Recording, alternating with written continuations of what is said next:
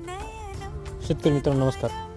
कुठल्याही गोष्टीचा मीडिया थोडक्यात आपण जो काही पाया किंवा झाड वाढवण्यासाठी आपण जी काही कुठली गोष्ट वापरतो ती म्हणजे सध्याच्या स्थितीला असलेली माती.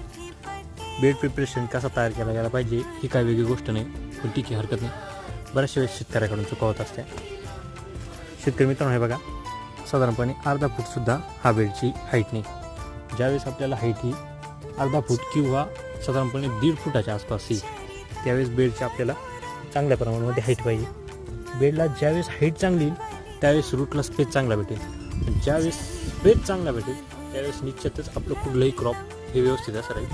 प्लॉट उत्कृष्ट हरकत नाही, पण झालेली चूक आहे सुरुवातीला बेड प्रिपरेशन.